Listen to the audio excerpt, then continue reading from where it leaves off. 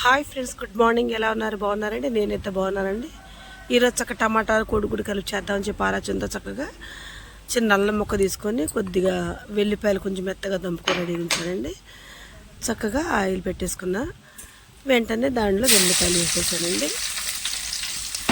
చక్కగా నెక్స్ట్ వచ్చి చక్క అల్లం కొట్టేగట్టని మెత్తగా అది వేసేసుకున్నాను. తర్వాత పచ్చిమిర్చి, తర్వాత ఉల్లిపాయలు, మొత్తం ఉల్లిపాయ ముక్కలు మొత్తం వేస్తాను. చక్కగా చిన్న మంట మీద దీన్ని ఆగరించుకున్నాను. కూడా 2 కోడిగుడ్లు తీసుకుని రెడీగా ఉంచాను. టమాటా ముక్కలు కోసుకొని ఉంచుకున్నాను కదండి. ఇక చక్కగా ఉల్లిపాయలు చక్కగా వేగుతున్నాయండి. దానికి కావాల్సిన పసుపు, ఉప్పు, కారం. చక్కగా ఉల్లిపాయలు వేగుతూ ఉన్నాయండి. చక్కగా ఎర్రగా ఎగాలండి. చిన్న మంట మీద అయితే బాగుంటుంది. చక్కగా కొంచెం పసుపును, నెక్స్ట్ వచ్చేసి కొంచెం సాల్ట్ వేద్దామండి.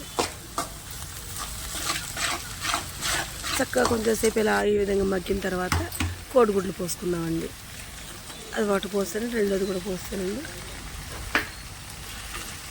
చక్కగా ఈ చెల్లా చెదురు కాకుండా చిన్నగా తిప్పితే చక్కగా తుంపులుగా చక్కగా పాల ముక్కలు ఉన్నట్టుగా చక్కగా ఉడుకుతాయండి అందులో. అదిగోండి చక్కగా ఆ విధంగా అయిన తర్వాత టమాటా ముక్కలు వేసేసాను. టమాటా ముక్కలు, ఉల్లిపాయ ముక్కలు, పచ్చిమిరకాయ ముక్కలు చక్కగా ఎర్రగా ఎగిపోతున్నాయి. ఇప్పుడు మనం దీనిలో కొద్దిగా కారం వేసుకుందామండి, కొంచెం ధనియాల పొడి. నేనైతే ఈ విధంగా చేస్తాను టమాటా కోడిగుడు. మీకు నచ్చితే చక్కగా నాకు ఒక లైక్ ఉండండి. Please subscribe.